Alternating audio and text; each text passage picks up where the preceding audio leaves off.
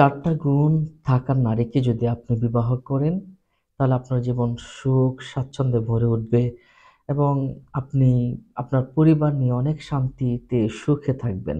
অর্থাৎ আপনি একজন সুখী মানুষ হবেন, সৌভাগ্যবান একজন মানুষ হবেন। এটা যেমন কোরআন এবং হাদিসে আছে ঠিক তেমনিভাবেই আধুনিক সমাজেও কিন্তু বেশ প্রচলন আছে। বিভিন্ন রকম মনীষীগণও কিন্তু এই বিষয়টা বলে দিয়েছেন। এর ১ নাম্বার হচ্ছে যে নারী মিষ্টভাষিণী, খুব সুন্দরভাবে কথা বলে।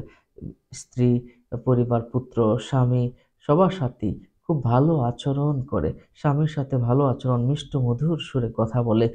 ওই নারী যদি কারো বধূ হয়, তাহলে ওই পরিবারে আল্লাহ পাক রব্বুল আলামিন অনেক সুখ শান্তি দান করেন। সুতরাং ওই স্বামীও কিন্তু সৌভাগ্যবান হয়ে যায়। ২ নাম্বার হলো যে নারী সীমিত ইচ্ছা পোষণ করে। অর্থাৎ যে নারী অনেক বেশি পরিমাণে চায় না যে আমাকে ওটা দাও, ওটা দাও, ওটা দাও, ওটা দাও। এটা যারা চায় না এই নারী কিন্তু খুব ভালো। রাসূল সাল্লাল্লাহু আলাইহি ওয়াসাল্লাম বলেছেন যে নারী স্বামীর অকৃতজ্ঞতা পোষণ করে, একটার পর একটা চায়, ওই নারী জাহান্নামী হয়ে যায়। নাউজুবিল্লাহ। তাহলে সীমিত ইচ্ছা সম্পন্ন নারীকে বিয়ে করা মানে হচ্ছে অনেক সৌভাগ্যবান একজন স্বামীর আলামত আমরা বুঝতে পারি।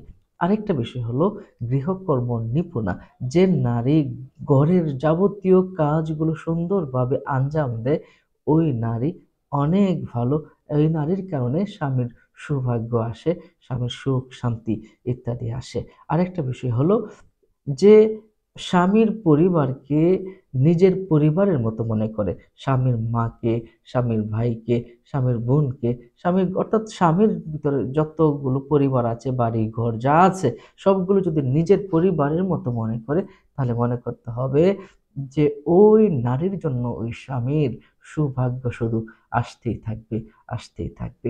আল্লাহ পাক রব্বুল আলামিন পবিত্র কোরআনে কিন্তু বলেছেন ওয়াল আবিদাতু ওয়াল কানিতাতু, অনুগতা, যে সলেহা এবং যে ব্যক্তি, যে মহিলা সবসময় স্বামীর অনুগত থাকবে, যে মহিলা সবসময় নেক আমলগুলো করবে, ভালো আচরণ করবে, তারাই কিন্তু অনেক ভালো এবং তাদের তাদের জান্নাতি মহিলা বলে আল্লাহ পাক রব্বুল আলামিন কিন্তু বলেছেন।